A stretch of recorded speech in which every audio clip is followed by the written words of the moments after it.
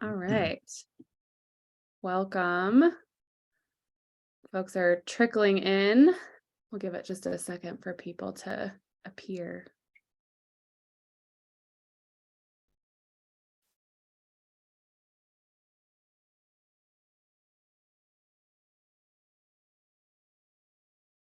All right, Ian, can you see people filtering in? Yeah, I clicked the attendees. Yep, I'm seeing them start to enter. Welcome, everybody. See some familiar names in there. Awesome. All right, well, since we're recording, we'll go ahead and get started. And I'm going to give a quick introduction, and then I think by the time I pass it over to Ian, we'll have who we're going to have for the night. So welcome, everyone. My name's Emma Walker. I see a lot of familiar names. I'm AIARE's curriculum manager, and I'm really excited to present the latest in our webinar series. I'm really excited about this series this year, but this is one that I've been really looking forward to. Ian Nicholson is going to talk to us about the teaching the North American danger scale, and we had a really fun chat, and I'm really excited to hear about a few specific topics as we were getting ready doing our little AV check before we got started. So really excited to hear. It sounds like there's going to be some great stuff both for new instructors and for really experienced folks. And I also want to say this webinar is being recorded, so we'll talk about that again in a second, but we're recording now. So by remaining in the webinar, you consent to being present for the recorded session. Your name and voice will only appear in the recording if you ask a question. Also, Ian let me know, and I bet he'll talk about this too, but he'd love to have some interaction. So I will be monitoring the chat throughout the webinar. So feel free to drop your questions in the chat as they come up. And if it makes sense, Ian has given me carte blanche permission to jump in and interrupt him as he's talking if someone has a question that they want to ask. Also, feel free to use that raise hand feature in Zoom, and I can then have you unmute your mic, and then you can verbally ask your question too. So happy to do either of those. And I'll keep an eye on the hand raisings and the chat throughout the session. So I think with that, I'm going to turn it over to you, Ian, so we have plenty of time for you and for questions. And I'm going to stop sharing, and I'll go ahead and turn off my screen so I'm not slowing down the Wi-Fi. But yeah, take it away, Ian. Sweet. Yeah, thanks so much for being for being here, everyone. As Emma mentioned, I really love people's questions, comments, thoughts, things like that. Just as they come up, feel free to, hit that raise hand button. She can unmute you and you can just talk out loud, or she'll be monitoring that text. Just drop questions, thoughts, comments, things like that. And I just love to be interrupted. I'm sure all of you as instructors, it's no better way to kind of get people's feedback when their level of comprehension or things like that when they have those what if questions, or like, yo Ian, I heard about this, or what about that, and things like that. So I just love all of that stuff. So I just want to go and throw that out there. Please jump in as much as possible. Just a little bit about me. My name's Ian Nicholson. I'm based in Seattle, Washington. I've actually been an AIARE instructor for about 17 years now. In that time, I've actually taught over 100 level 1 and level 2 courses. I'm also an IFMGA guide. I work on the AMGA's instructor team as well as the AIARE National Pro team. So my Avalanche background, I actually spent 5 seasons working for NWAC, the Northwest Avalanche Center, in the Snoqualmie Pass and the Cascade West-South zone. So it's like Mount Rainier, Crystal, White Pass, for those of you familiar. I also did 2 stints working as a forecaster for Tailgate, Alaska, for those of you familiar with that free ride event. Luckily, you are technically working for the Alaska Avalanche Information Center, though you are mainly just dealing with Tailgate, Alaska for it. At least they are on there, at least what I did it for, working for Alaska Avalanche Information Center. So without any sort of further ado, I might just go ahead and kick this off, and hopefully people can get some kind of fun nuggets and things like that about it. Because that's sort of the goal of this, right? Of learning to just get better at teaching North American danger scale and the avalanche problems. This is one of the most foundational parts of avalanche education, talking about how to talk about the avalanche danger and the avalanche problems. So I'm going to use some examples, some kind of key takeaways to make sure you let your students, as well as just talk about some higher level thoughts, as well as how to present it potentially in a Zoom setting or a classroom setting. So with that, we're just going to talk about our kind of goals, right? So our main goal is, as I mentioned, right, present some tactics to aid in teaching the North American danger scale. We want to present some effective tactics for teaching the avalanche problems. We want to review some higher level background about each of the problems for growth as a professional and to assist dealing with some of those difficult student questions. We all have that. You're like, you don't want to like totally like let them suck into this one thing that totally doesn't matter. So maybe we'll just present some background so you can try to present some more information to help answer that student's question, not be like, that's too advanced for you, because we all know that's a totally lame answer that's a bummer to give, but also still like providing the answer they want that's still helpful. We're going to walk everyone through the conceptual model of avalanche hazard. I'm sure this is something everyone has used, that making sure everyone has a good understanding of that will really help us better teach the North American danger scale. It can also help target uncertainty when teaching level 2s. Like basically all of your questions are essentially going to revolve around the conceptual model of avalanche hazard. And you probably, even if you didn't think about it like that, you're probably doing most of it. So it's at least a way to kind of provide some structure to that. So with that, we're going to just talk about the North American danger scale first. I bet everyone's been teaching this for a long time, but hopefully everyone can get some takeaway nuggets from this, right? Rather than just like, oh, like orange looks bad, whatever that might be. So I'm just going to kind of quickly review all of the danger scale and kind of help remind everyone the key takeaway of every avalanche danger rating, right? So low danger, right? The travel advice is generally safe avalanche events. Watch for unstable snow and isolated terrain features. What does that really mean? What is an isolated terrain feature? Well, it's generally something that's very few and far between in the terrain.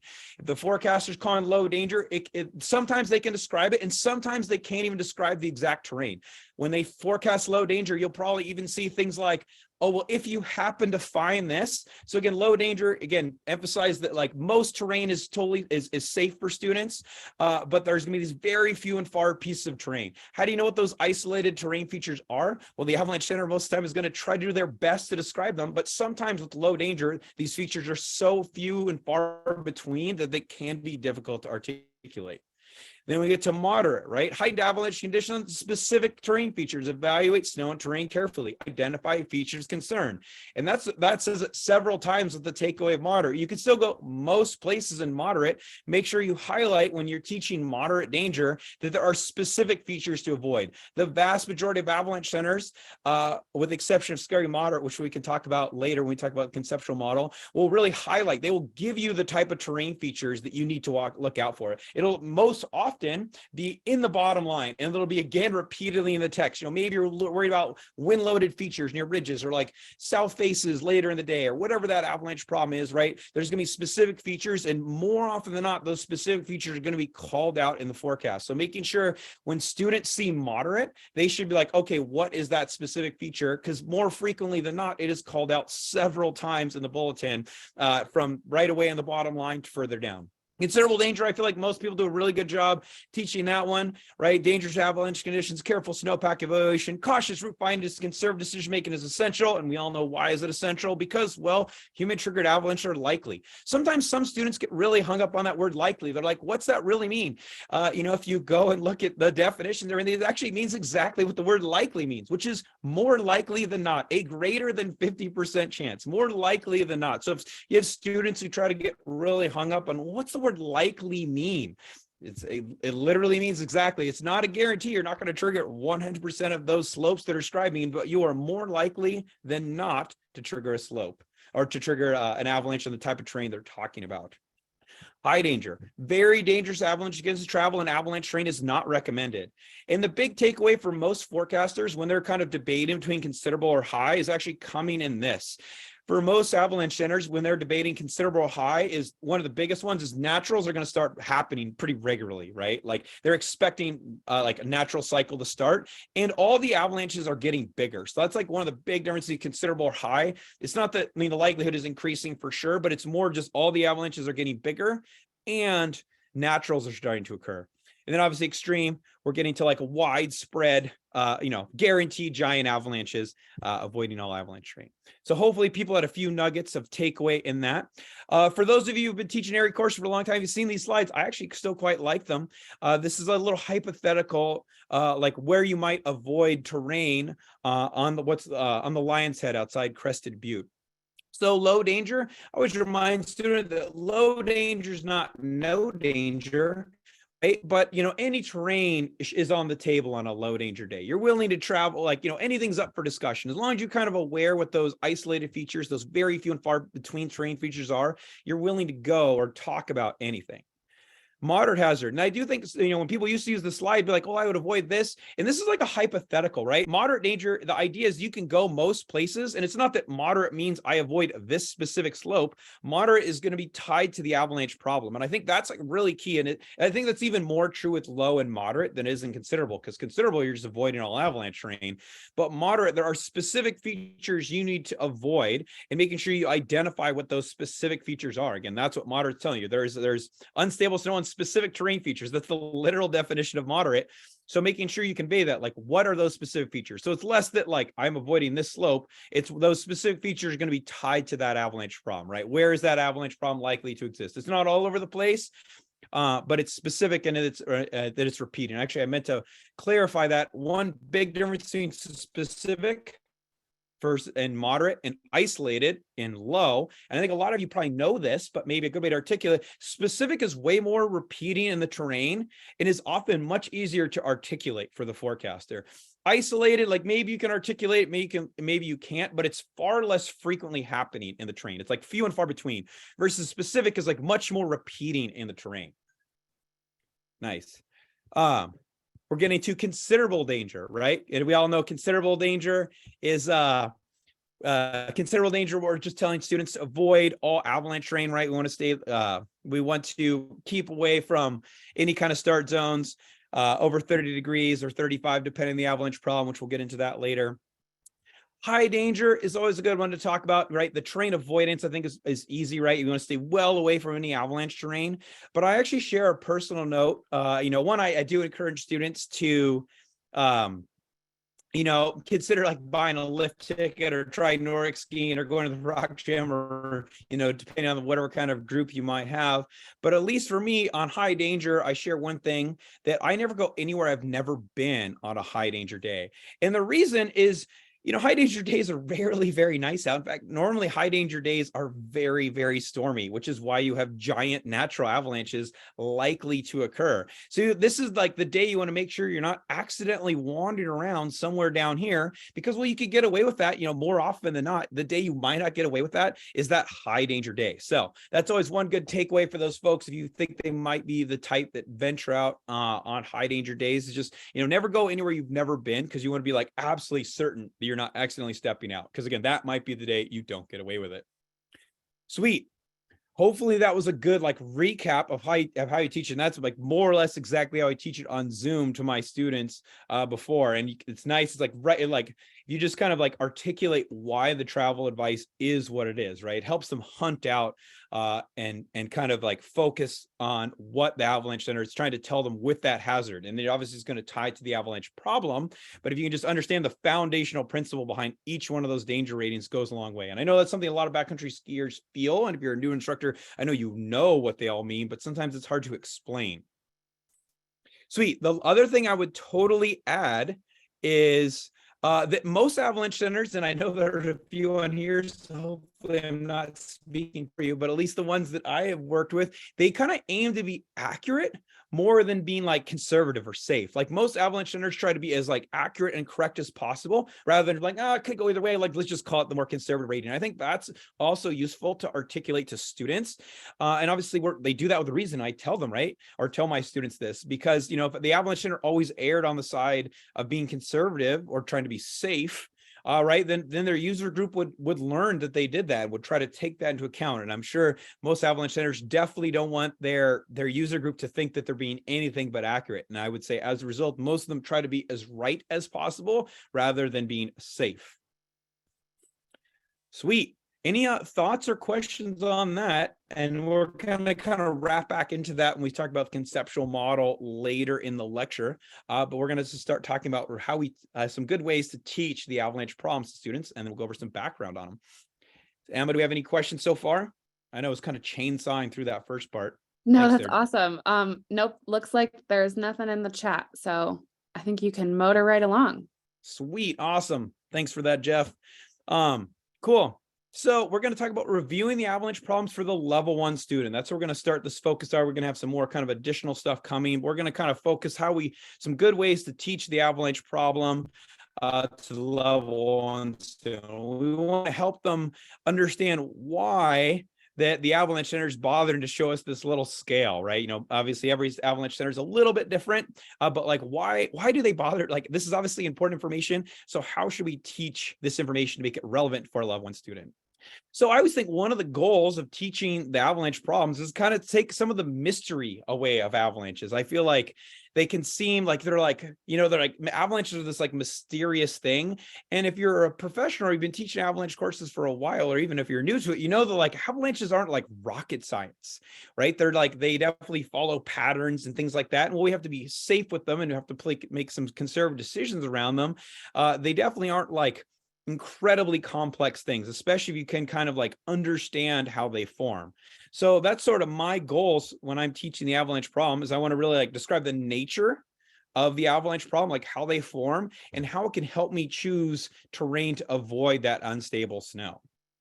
So nine problems can seem overwhelming for students at first. People are like, oh my gosh, like 9 problems, like that's like so many, like how am I going to remember all that? But I think it's helpful if I break them down into 3 categories, right? And we all know those 3 categories. Probably there's those 2 loose problems, right?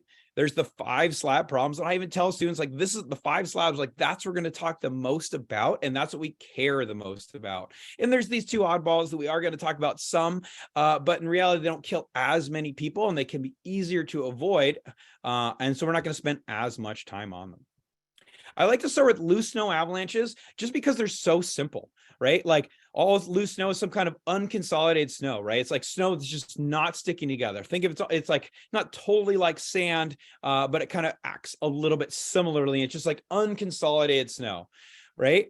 And then something triggers it. This could be a natural trigger like sun or rain. You can tell in Washington, or it could be a human trigger or something like that. That just kind of starts that snow falling down the mountain, and it's just the surface snow, and it's just kind of starting to tumble down. As it kind of tumbled down, it just kind of entrains or kind of gathers more snow as it heads down.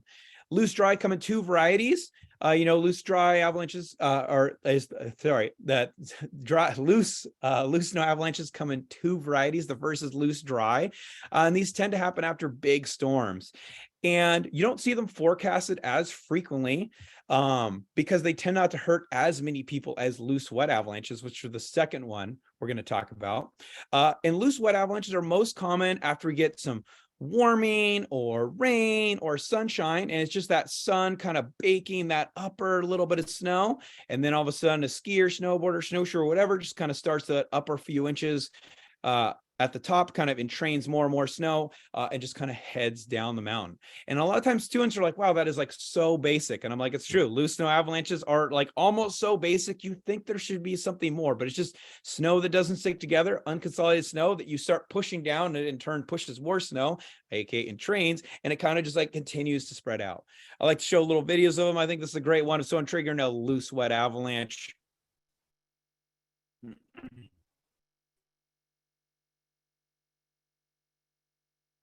You can see it's just that upper few inches of snow, just kind of pushing down. It pushes other snow down.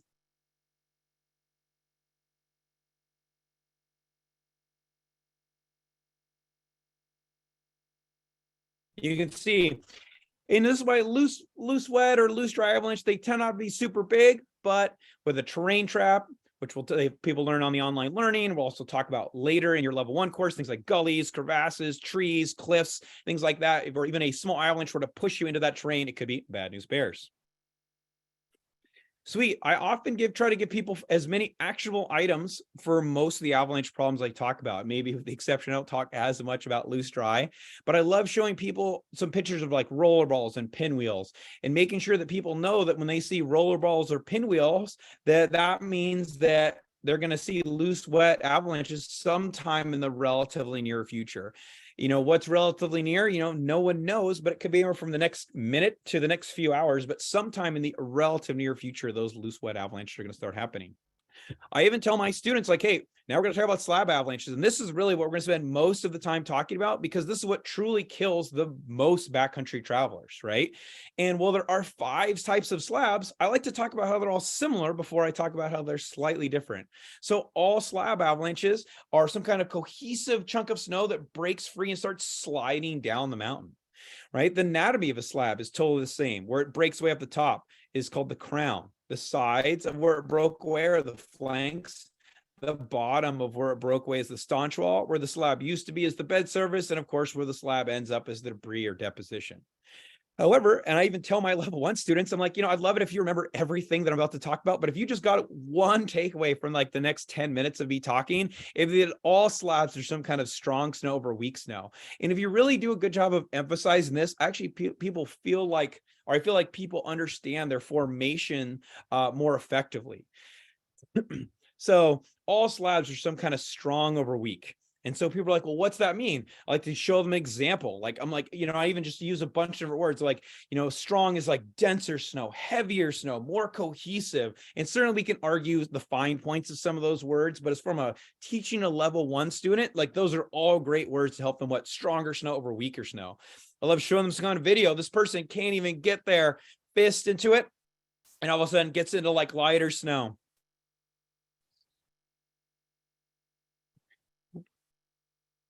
Just like some kind of visual goes a long way.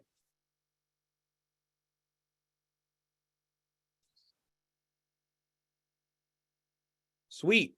So let's talk about storm slabs. And so people are like, all right, strong over weak. And so we can go a lot about storm slabs, and they can have some unique, if you've done a lot of research on storm slabs, there can be a lot of ways they form, but a lot of ways, we're going to talk about the most common first is when they're not involving a persistent grain. And I often tell my students, one of the most common ways that we get a storm slab avalanche is we get snow falling on a warming trend.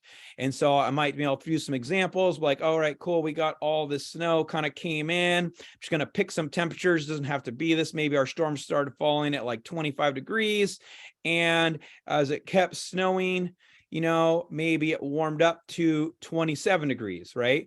And so I'll just kind of emphasize like, hey, this 27-degree snow is slightly heavier, slightly denser, slightly more cohesive than this 25-degree snow. And that's why we get a storm slab.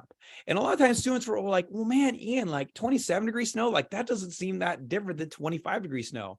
And then that's where you get a chance. And like, it's true. That's why storm slabs tend to be the quickest problem to go away.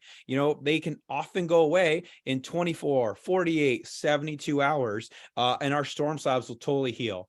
If you're giving this as part of a lecture, it's one I hate telling people to wait for later, but I'm like, all right, like, don't worry. We'll talk about how they heal later. Then you can talk about rounding.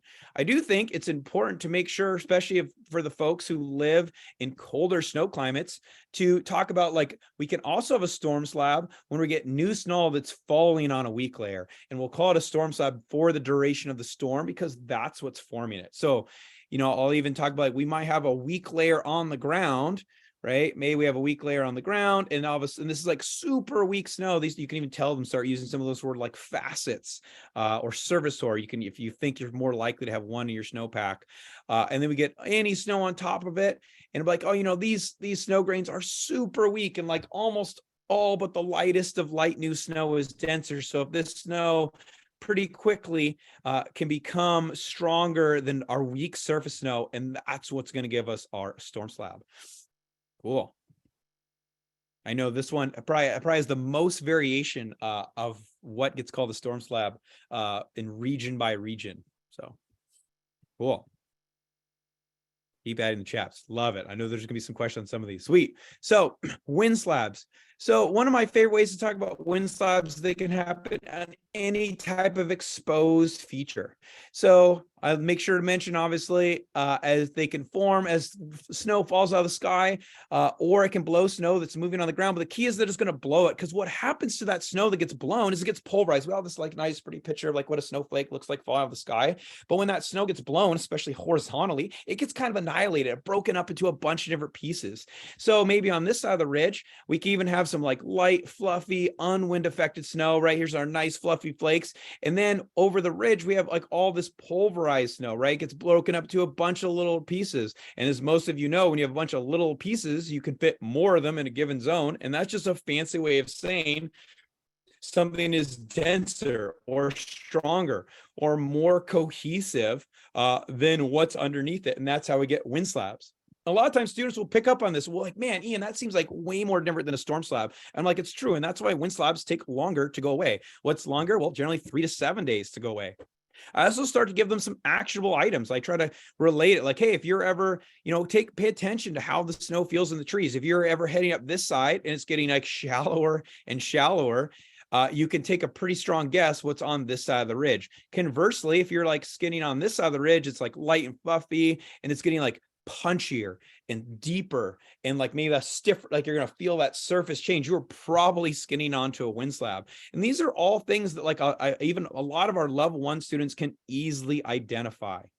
I also take this time to really show them a couple of things that are often called out in a lot of avalanche centers. So like signs of recent drifting. The classic one I feel like is a wind textured snow surface, right? Looking for those changes in depth, right? These are things that are going to highlight that like, hey, that's a wind slab or there's a wind slab somewhere really nearby and people should be careful. These are all things that are in the A&O checklist. These are things that most avalanche centers are calling out quite regularly. So it's already starting to like clue them in to things to look for. Love showing a video when I choose a wind slab video, like that first step, it was barely up to this person's ankle. And they're like 4 steps later, it's like over their boot. So you can just see how quickly they get that it's getting deeper. I'm sure this person can obviously feel how stiff it is, but that's one of the things I really look for in a good wind slab video is how it gets deeper quicker. Cause I think that's one of the hazards. Great wind textured snow surface for teachable moment for students.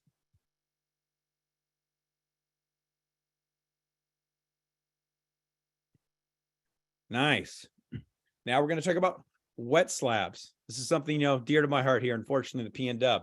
So wet slabs are most common, or there's kind of 2 that are equally most common. We're going to talk about each of them, but I'll often start, with my students being in the Pacific Northwest, start with our most common way where we maybe get a bunch of light, fluffy snow, and then we get some rapid warming or the dreaded R word rain. And so maybe we have a bunch of light, fluffy snow here on top.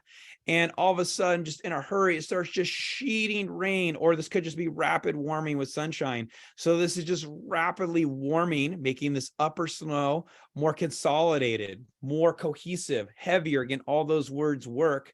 That's how we're going to get our strong over weak for our wet slab.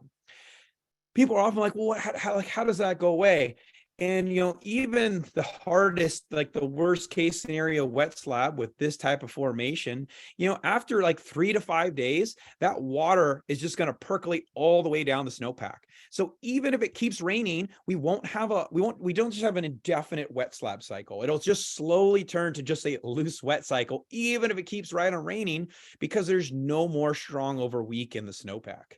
And so wet slabs, it's either they all freeze up and that's just going to be tied to the weather, or even in our worst case scenarios, after it's been warm and or raining for a while, once that whole snowpack is saturated, 3 to 5 days, 3 days to a week, those problems will generally go away. The one that different avalanche centers call different things, and I think that's worth pointing out. I don't generally go into this now, but it just seems because this is a key different of different avalanche centers.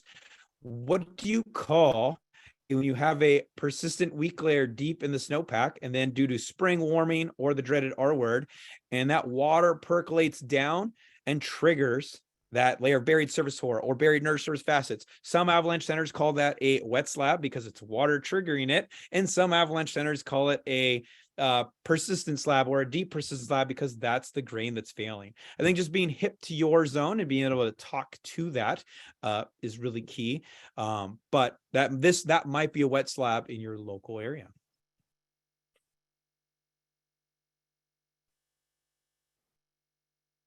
All right, the persistent slab. I try not to let students jump on this one too deeply because this is one that you're probably going to spend more time talking about, right? Even in my zone in Washington, where, I bet persistent slabs are forecasted, 5% of the season, they still kill the most people, even in the Cascades.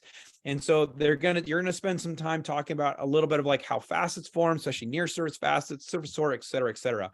One thing I try to just take away key point is that, persistent slabs are most common when we get a persistent grain. I give some examples, things like facets, things like surface soil, just really weak grain. Start using some of those common comparisons, like it's almost like having sugar in the snowpack. We have it, they typically form near the surface. And when they get buried, once they get buried, as you'd probably guess from the name, they can take a long time to go away. And so that's like just the kind of the key takeaways that persistent slabs, they can take a long time to go away, and they have the ability to spread pretty far. And I think it's okay to emphasize that like they are more dangerous. They do, I mean, you can look at it statistically, like they do kill more people, even in places where they're not forecasted as much. And that is just because they break at lower angles. Because they do break at lower angles, they have the ability to propagate further. For all the reasons we know, I think it's totally okay to just talk about it. I also, when I show a video of a persistent slab, I like to show one that spreads really far, because I think it drives kind of home how they can be potentially dangerous. Many of you, I'm sure, have seen this video. It's going to be the second snowboarder traversing across the slope here. And yeah, it's just going to spread up and around.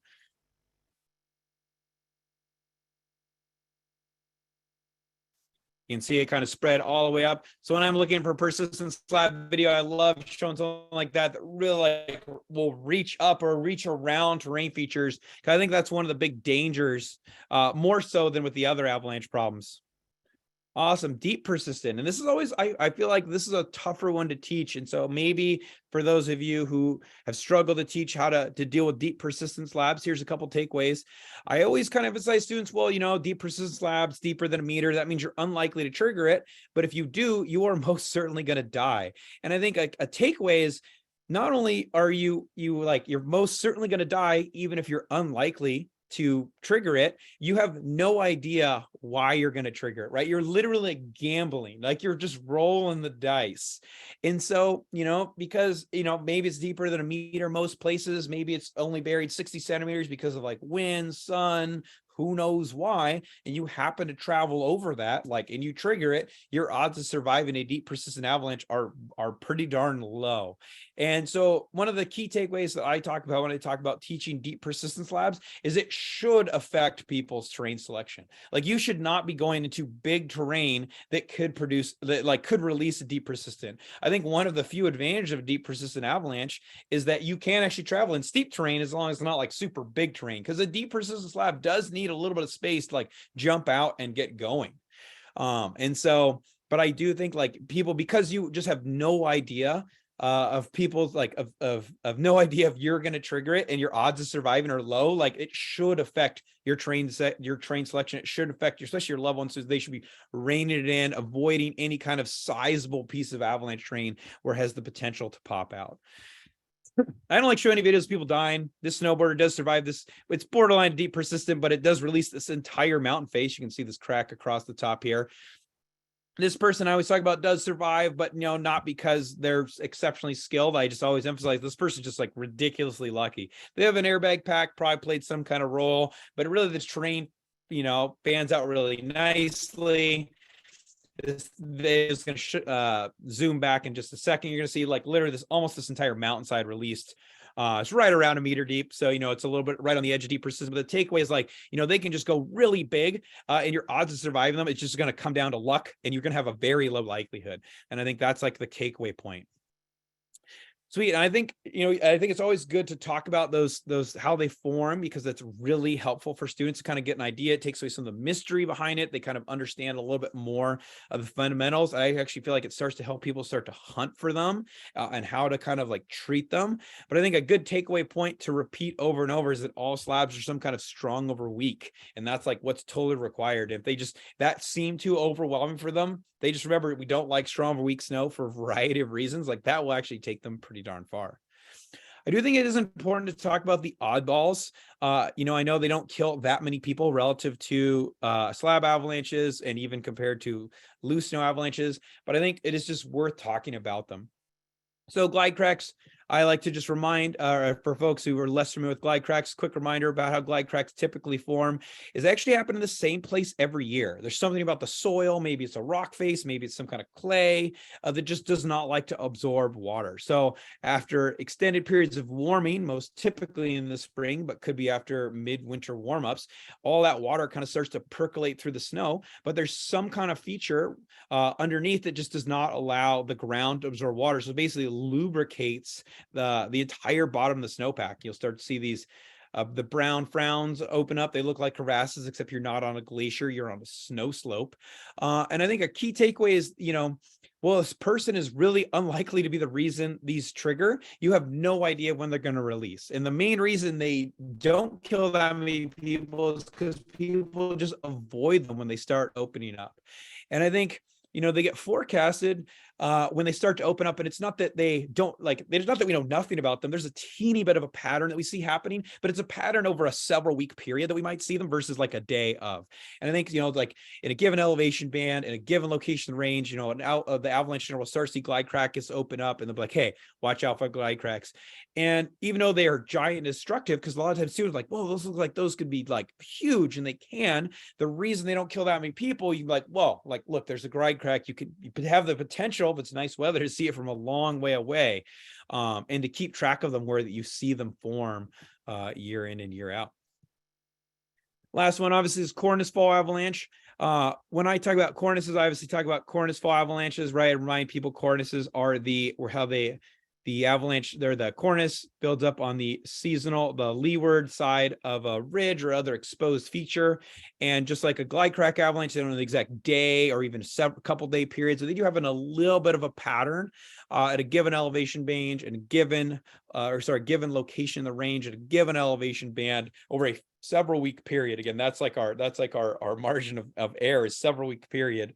We'll start to see them start to fall down, and you just want to give them plenty of room.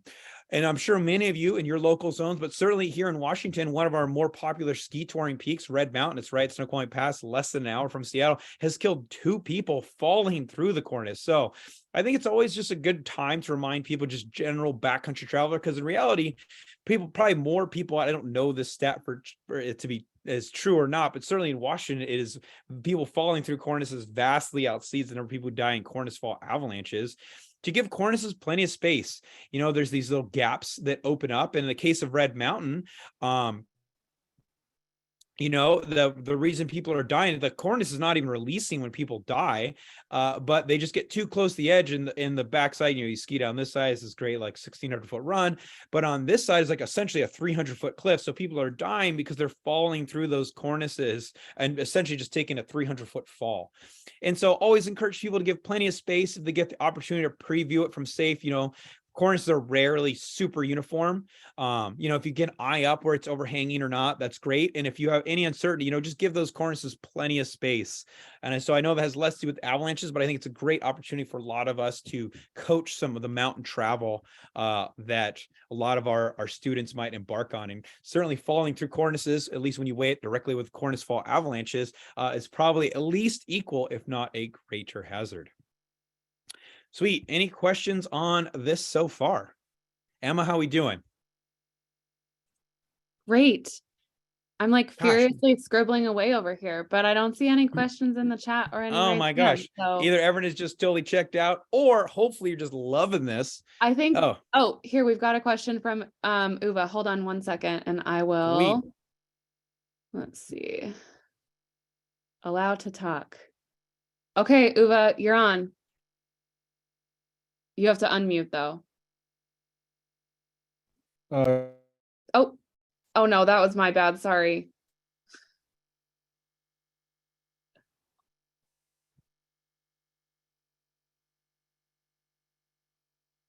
How's that? Oh, okay, perfect. We can hear you now. Sorry about that. Ian, thank you. So far, very interesting and some good tips. I can't scribble fast enough to write it all down, but great. Just a quick question about the persistent slab and the deep persistent slab. When you talk to students, do you describe the deep persistent slab as a springtime problem or a terrain variability problem that can exist throughout the season? Ooh, I definitely, I don't think deep persistent is generally not just a springtime problem.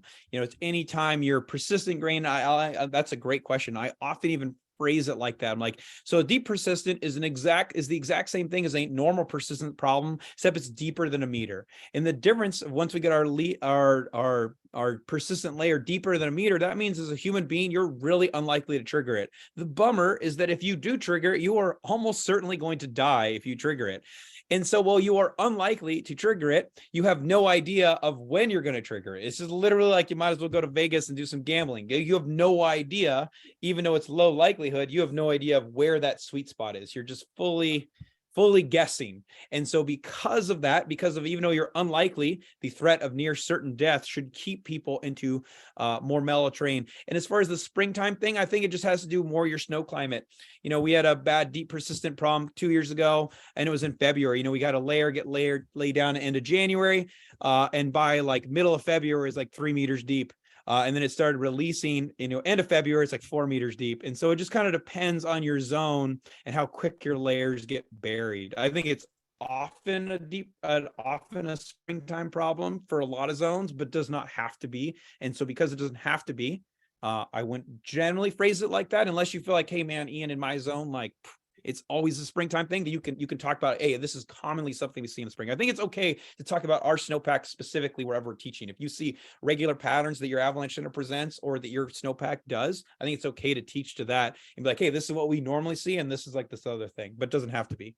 That was very long-winded. Did that help out though? Super. Thank you very much. Sichter off the Richter. Awesome. Great question. Thanks, Eva. Sweet. So let's go and review the avalanche problems for instructors. And these are sometimes those hard questions that we get, or maybe some points that you probably learned, or maybe you already know along the way. Maybe there's a couple good nuggets in there for hopefully each of you. I'm sure not like the whole thing's not going to be revolutionary, but hopefully there's some good things in there. I've just kind of like, I limited to 4 kind of key takeaways or tough questions that students typically ask me that I can help explain by speaking the truth without letting them to grab too tightly. Because I always feel like a danger of all of this is students want the golden arrow, right? They want that one thing we can tell them to know if it's safe or not. Sometimes I kind of just own that. And this is actually starting to get in just teaching AIARE courses in general, or avalanche courses in general. But I think I sometimes tell students, especially if they're trying to find the one thing, I'm like, hey, if there was one thing that I could tell you to know if a slope is safe, I would tell it to you first. I wouldn't talk about all this other stuff. I'd be like, hey, to know if it's safe, do X, and then you'll be good to go. But unfortunately, it's not that easy. I always think of like the whole, like deciding where to travel is like a kid's jigsaw puzzle. Maybe there's like, like 9 pieces. It's like 3 by 3. You got to put the pieces together to get a picture of what the stability is, or what the hazard is. But it's also not like that hard to put the pieces together once you show them how. So I think that's a good way to phrase it. But I'm starting to get sidetracked. So let's talk about reviewing the avalanche problems for instructors. So loose dry avalanches. Just a couple takeaways of loose dry is they actually do need steeper terrain. Again, sometimes forecast centers, certainly, NWAC is the Northwest Avalanche Center where I used to work, was very into steepnesses. Avalanche Canada, if you go there, is very into not just blanket saying 30 to 45 degrees. They will call out the specifics. And loose dry avalanches truly can happen above 35, but are much more frequent above 40. Like loose dry avalanches definitely need steep terrain. They need high precipitation intensities, unless it's a wicked cooling trend, right? More than 4 centimeters an hour to get that going. They need that significant accumulation of dry new snow, and they need I feel like the biggest loose dry cycles, you're going to see like really strong cooling trends. That's what's going to see some of the most active dry loose. And another observable factor, you'll generally see more than 30 centimeters of foot pen to get dry loose. Pretty much, I hate the nevers because there are exceptions. I know if I say never, I'm going to get called out, but it's rare. It'd be extremely rare to get loose dry avalanches with a foot pen of like 20, 15. You're just not going to see, maybe the teeniest of loose dry, but any kind of significant loose dry. Cool. Some good wet loose avalanches. They're commonly naturally triggered as a result of, when they're naturally triggered, they're often around like trees, rocks, other things that absorb heat. And I think it's okay to acknowledge that if you see that in the terrain. sunny, they can be common on sunny aspect during diurnal cycles, is because it's like that process of breaking down that upper layer. Because if they're all stuck together, or they're not like breaking the bonds from each other, you're just not going to get that entrainment. You're just going to see like teeny roller balls. Obviously, they require moist or wet snow surface, as a result of sunshine, warming, or rain. And you're generally only going to see them if you get more than 25 cm in moist snow. You got to have that foot pen in that moist snow. One thing, I don't know this is true for all avalanche centers. I sometimes bring it up when people ask about it, but I bet NWAC can go entire seasons without forecasting loose dry. And I feel like I don't know this for avalanche centers across the country, but it's definitely not a super heavily forecasted problem just because it doesn't hurt that many people. Cool. Some takeaways on the storm slabs. All right. They're most frequently soft, so they can fool people into underestimating their slab potential. Like, I feel like storm slabs can creep up on you. Like, you skid onto a wind slab, you feel wind stiff and snow. You're like, oh, I'm like, whoa. And obviously persistent slabs, that's under the snow. So you're a little more intimidated by it. You're like, oh, there's some persistent grains in the snowpack. It's kind of scary. But storm slabs are almost always soft. Like, you're not going to feel that density change most of the time. I might be able to observe it and shovel tilt tests and stuff, but it's hard to feel. If there's no persistent grain, storm slabs actually need a little bit steeper terrain to run. They do not run down to 30 degrees without a persistent grain in the snowpack. A lot of avalanche centers will forecast that way, which can be confusing to students. I know NWAC certainly does. If you have folks who go ski touring around in Canada, I know the CAA does. If they just have a storm slab problem without a persistent grain, they're like, oh, avoid slopes above 35 degrees instead of 30. And I think that's just worth being aware of. And maybe your avalanche center doesn't differentiate that. I think that's fine. But I think if your avalanche center does, I think it's worth knowing why. And that's that storm slabs without a persistent grain do not run down to 30 degrees. Due to the softer nature of the slab, they need a little more thickness to be able to propagate, right? Because they are less stiff. In order to actually propagate and start sliding down the mountain, they generally have to be thicker, generally speaking, at a minimum of 30 centimeters. I know people are like, oh, I've seen it one time a little bit thinner. That's true. Maybe there's these few times when it might be thinner, but generally storm slabs have got to be thicker than other types of slabs, because they're generally not as stiff. That strong over weak is generally more subtle than other slab types. So they have to be thicker to kind of make up for that lack of stiffness. And are most frequently triggered, or not most frequently, but they can be really sensitive to those trigger points, things like those convexities, things like that. They kind of feel those things more than other avalanche problems. So wind slabs, some good takeaways. They tend to be in the only D1 to D2 size. Again, maybe there's a D3 wind slab out there. I'm sure it's happened at some point, but I bet they are extremely rare to find a D3 wind slab. They tend to just be size 1 to size 2. They're often limited to specific features, right? And I think that's okay most of the time. Obviously, if you're the strongest wind event, however long, maybe you're gonna see wind slabs forming in really unique places. I know we get a wind event or two that can do that per year, but it's generally pretty rare. Normally, they tend to be limited to more specific features. They could appear as rounded pill-like features from afar, and up close they'll have a wind-textured snow surface. I think that is key to teach both of those. They could appear pill-like from far, but often have a wind-textured snow surface when you get close, and certainly start to have that hollow feel, that strong weak. Most of the time as you're skinning onto it, I think it's important to emphasize to students you can feel the difference, especially if you know what it feels like in those non-wind affected areas. When you're in the trees, you haven't actually gone up very far yet. How's that snow feel? And then how does it change as you ascend? And wind slabs also, if they don't have a persistent grain, also need a little bit steeper slope. Wind slabs without a persistent grain do not slide less than 35 degrees. That's just, they need that persistent grain in order to run down to 30 degrees. I do, just to emphasize this, I actually don't make that distinction right away for level 1 students, because I don't want them to get too sucked into the avalanche problem in case it's wrong. So I do, for my level 1 students, tend to just stick to the classic 30 to 45 degrees, unless they ask or the avalanche center calls it out, and then I'll go ahead and let them know. But I'm like, hey, unless you know the avalanche problem, it's always a good safe bet to just avoid terrain 30 to 45 degrees. All right, wet slabs. occur when, so this is one of the first things I talked about, because this, depending on your zone, when water percolates down to a weak layer, do you call it a persistent slab, a deep persistent slab, or a wet slab? I think just knowing your local zone, you could argue that it's all three of them. Wet slabs don't tend to go small, right? They tend to go D2 or more frequently D3 and D4, because they just have more mass to them. They tend to involve larger pieces of the snowpack.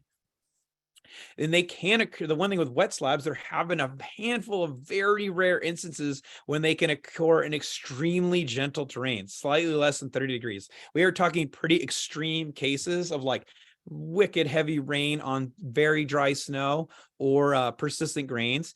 But it is one of the few times there have been some instances they've seen avalanches run less than 30 degrees. And are frequently very destructive. It can run further than dry slabs due to their mass.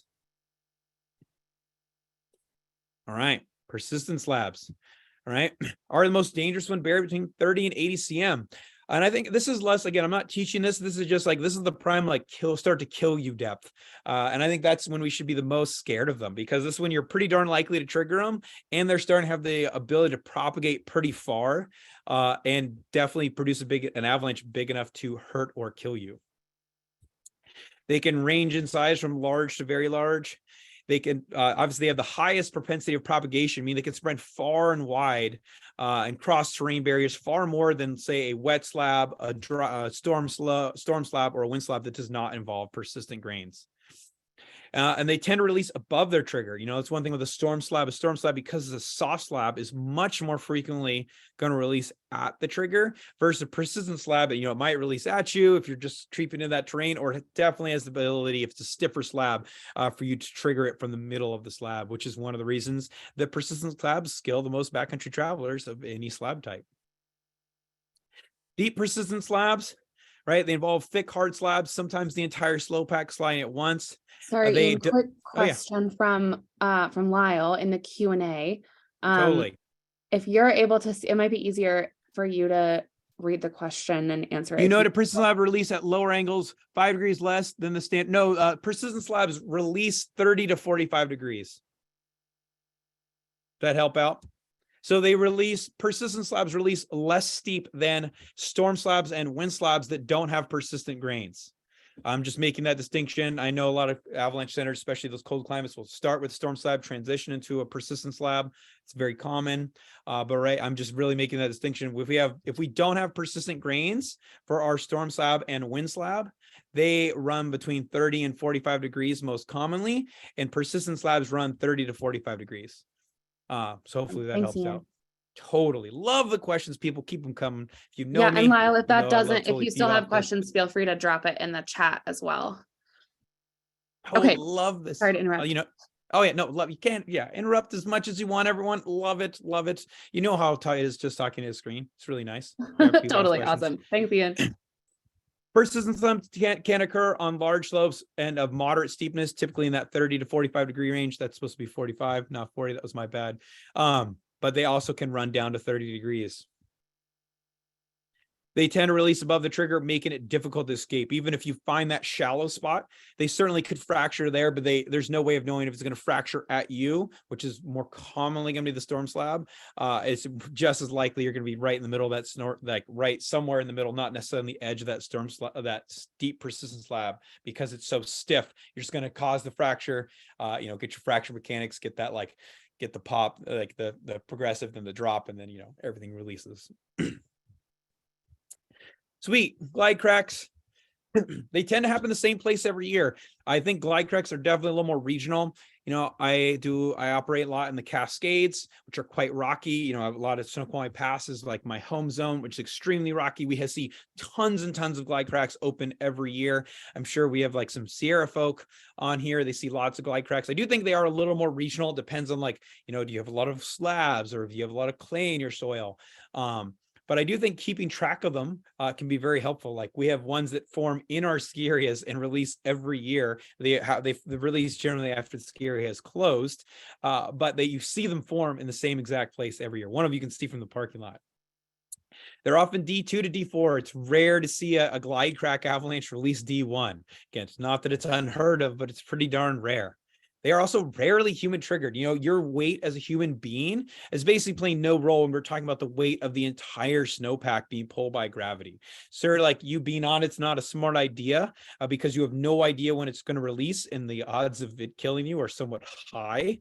But you as a human, you're like whatever 100 to 250 pound, 300 pound, however much you weigh self is just really playing no real role on the snowpack compared to however many tons of snow is pulling on that glide crack that instance. So as a result, they have a high level of uncertainty and timing of release. Again, like they get forecasted for I always talk about a period of like a few weeks rather than a few days, because that's kind of the kind of level of uncertainty we're dealing with. Like, oh, we're starting to see them open. We expect to start seeing them fail. But again, that's more of on a few week level rather than a few hour or a few day scale. Cornice fall avalanches, right? They can break further back than people think. I think that's like one of the key takeaways, and that has got many professional and recreationalists in trouble. They have a high level of uncertainty, and unfortunately, the bigger they are, the more uncertainty we have. I've seen cornices that are enormous loss, like way into the springtime. I'm like, holy cow, how is that thing still there? I've also seen them fail super early in the spring. I'm like, whoa, I can't believe that failed. It's like the very beginning of the spring or the warm up or whatever it is. So I think high level of uncertainty with cornices, and unfortunately, the bad news is the bigger they are, aka the more you care about them, the more uncertainty about when they're going to release is. And they obviously have the potential to trigger secondary avalanches if we're talking about traveling below, medium and smaller cornices just on big slopes above us. Sweet. Any questions on that before we talk a little bit about the conceptual model of avalanche hazard, as well as how it can help us to teach level 2s for targeting uncertainty, and just kind of help us making sure we all have a really good understanding of the conceptual model of avalanche hazard, because it can help us teach the North American danger scale. Any questions there? People still doing good? Awesome. Hopefully people are digging All right, this. Ian, it looks like I somehow had disabled the chat here. So I'm working on Ooh, Ben Haskell raises his hand. Oh, snaps. Okay, here we go. So I just enabled the chat, everyone. So now please feel free to drop your questions in the chat. So sorry about that. And I see, did you say, did Ben have a question? Ben Haskell, do you have a question there? No question, he says. No questions. All right, fine. Just stretching. That's, I feel like, what kids always say in class. All right, just stretching. No questions, people. All right, well, hopefully everyone is digging this. Sweet. Well, let's just quickly kind of remind everyone how the conceptual model for avalanche hazard works, because I feel like sometimes people think of this like really complicated thing. But if you just kind of understand it on a pretty basic level, it really helps you understand how the danger is forecasted, which I think helps you better explain it, how that helps better understand what the forecasters are obviously trying to say. And then I also feel like it can help us for our level 2 students, which for those of you taught level 2s, there's a big focus on targeting uncertainty. Like, what do we not know? How do we find out? And I feel like kind of centering it around the flow of the conceptual model, whether you talk about the conceptual model or not, but you can it's the same question. It's the same bullet points you see in the forecast will really help you clue in on what to look for. So obviously we talked about the conceptual model. We're going to focus a little more on this part because we've already talked about this part, but let's just start a little bit from the beginning. Right. We've kind of talked about the avalanche danger, but when we talk about the conceptual model, it's actually it ties all of this together. Like this whole idea, obviously, of like what's the likelihood, what's the size, the distribution, that is all tied immediately to how you get the hazard. I feel like for those of you who maybe haven't been as part of an operation that does either forecasts or haven't worked with a forecaster directly, they typically aren't really deciding what the avalanche hazard should be. It's almost like a flow chart. It's like, oh, I think this is my sensitivity, this is my distribution, that tells my likelihood, that with my size tells my hazard. It's more like you're answering a bunch of questions, and based on your opinion of those things, that tells you the hazard. So if you're familiar with this, you're going to hear it again. And if you maybe learn something new, and if you're not, then here you go. So obviously the avalanche character, we talked about that quite a bit already. That's which of the 9 avalanche problems it is. The location is just as simple as that, right? It's more of like by elevation band, by aspect, or features. Like, can you describe a feature? Like, oh, is it like like is this type of thing, like where is your avalanche problem existing? The next thing, you start getting to like a lot of these words. And I think, again, I like to kind of like summarize these words for people to help them understand. So I'm sure many of you have seen these, you know, unreactive, stubborn, touchy, very touchy. There's this big chart. And I pretty much, you know, because I'm more of a backcountry traveler, I don't deal with explosives. I don't drop tons of cornices. Not that I like completely ignore this part of it, but I don't spend a lot of time focusing. I focus mostly on this whole like natural trigger, human trigger. And I spend most of my time focusing on this like human triggered section, right? It's like, oh, unreactive, no real human triggered avalanches. Stubborn, you know, it's possible to trigger, but it's difficult, right? It's stubborn, it's hard. You know, it's touchy, it's easy to trigger. And very touchy is basically, it's like guaranteed, like almost certain to trigger it. As you move on, you kind of go back to those 3-step spatial variability. And I think, again, a way to think about, you know, when you talk about isolated, specific, widespread, isolated is like few and far between, hard to find, like not very repeating in the terrain. And the big difference when you set up to specific, much more repeating in the terrain. It's not like it's everywhere, not every slope, but it's certainly, there's a pattern to it. It's, you can describe the type of terrain you'd be likely to find it in. But it's still not in like all slopes, right? It's in like some kind of repeating terrain. And then widespread, it's in the majority of the terrain. Those two things combined are what actually tells us our likelihood. We normally don't just decide this on our own. There's actually a little flow chart, because it's actually you know, an equation, or a flow chart's a better way to say it, but distribution plus sensitivity equals likelihood, right? And it's basically this little flow chart. It's like, you know, if I have unreactive in specific places, unlikely, you know, if it's widespread and it's stubborn, it's possible. So it's like a little like flow chart of like what your layer is.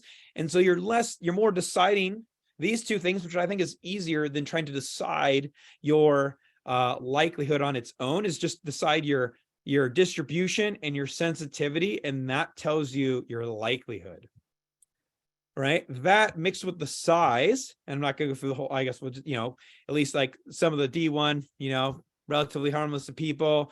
D2 could bury, injure, kill a person, key takeaway. D3, I always think an easy one could destroy a wood frame house, destroy a car. I always kind of like, people ask about what like very large avalanche, wood frame house, cars are things that I think are easy.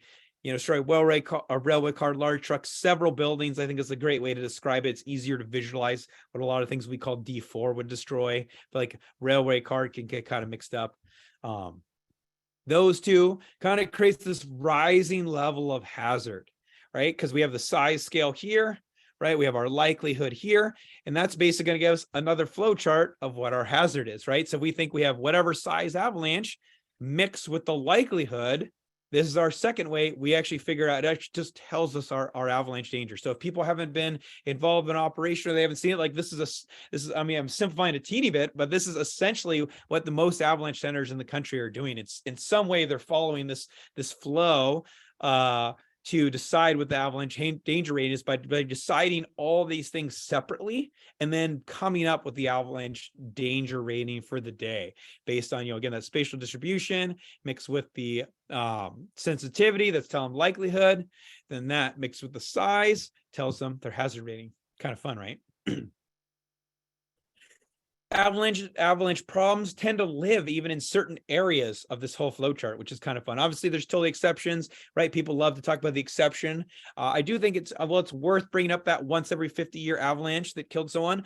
I do think you should spend most of your time on these courses talking about what is more likely to kill them, rather than like the avalanche in, you know, 1910 that killed like 100 people at Stevens Pass in a train. Like, is that interesting? Is it relevant? Totally not saying it's irrelevant, but the majority of what you talk about should be what is more likely to kill them, rather than these extremely rare, enormous avalanche events.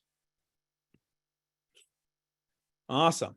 Questions on the conceptual model for avalanche danger before we kind of move on to our final step, which is helping our level 2 students, or it could be us as pros. I thought about throwing that in there too. But this is how I don't know if this guy worked for an avalanche center for 5 seasons, but this is truly how my brain thinks. I have to think through the conceptual model, even though I don't want to. It's like how I think about my problems. But it can very much help us with teaching AIARE 2s when we talk about targeting uncertainty. So right before we dive into the next section, do people have any questions or thoughts in the text there? Looks like we are all good, and people can actually use the chat now, so we would know if they had questions. Sick. Awesome. Thanks, Emma. Cool. So for those of you who taught AIARE 2s or Shadowed 1 recently, you know there's a big focus on targeting uncertainty. And I feel like initially, people are like, oh my God, like I don't even know what I don't know sometimes. Like, how do I know what I don't know? And you know, there's like a million questions you could ask, right? You're just like, oh, where do I start? And it can be kind of overwhelming at first, which is kind of why I like to actually use the questions in the conceptual model for Avalanche, how to really guide my level 2 students of what to look for. With that said, I never let them lose track of the big picture, which is my Avalanche problem getting better or worse? And I think that fundamentally, like, don't ever forget about the big picture. It can be really easy to get sucked in, and all that stuff is essentially going to tell us our big picture, like, is our Avalanche engine getting better or worse? But I think making sure we have a good focus on that, like, that's our ultimate goal. Right? Is like, is our avalanche danger are we more likely to trigger an avalanche out there? Are we less likely?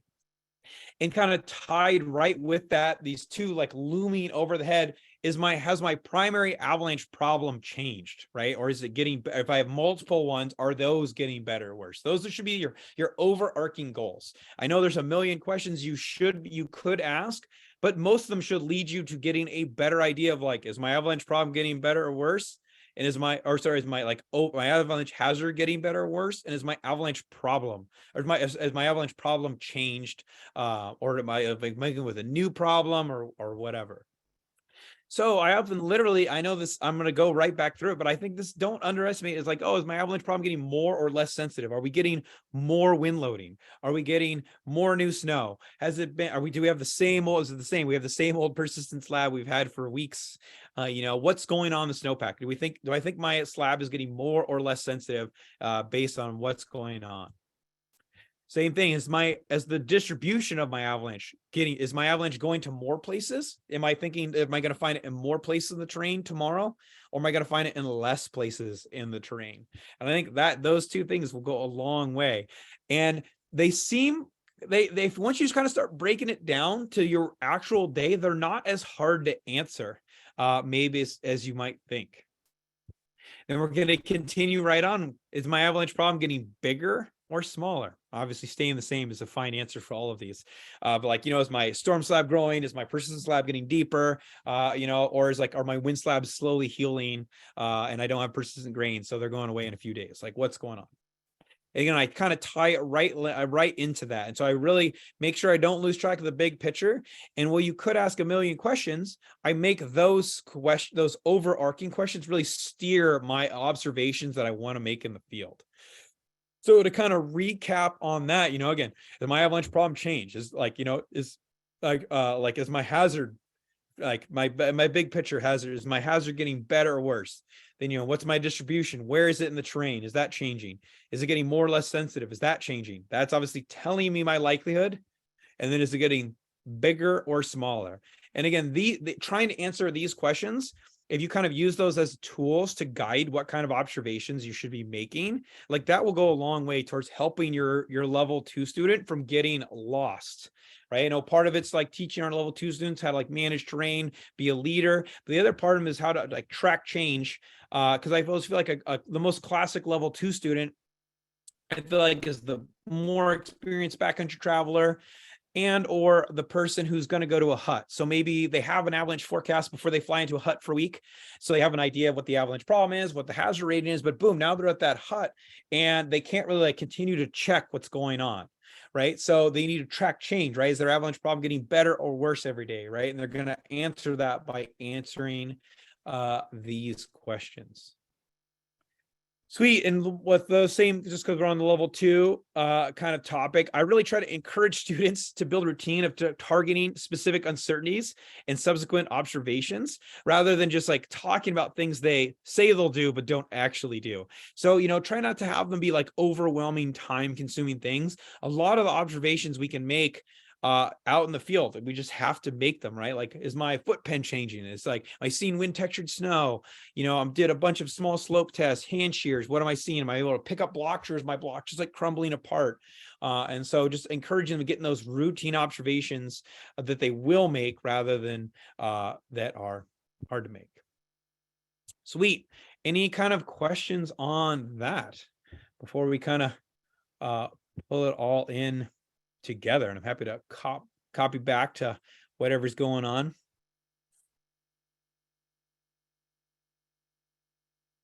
Cool, Emma. Do we have any other questions, or people have any questions as we kind of start wrapping up here? Let's see, I don't see anything else in the chat or Q&A, but folks, feel free to drop your questions in either of those places or raise your hand if you'd rather verbally ask your question.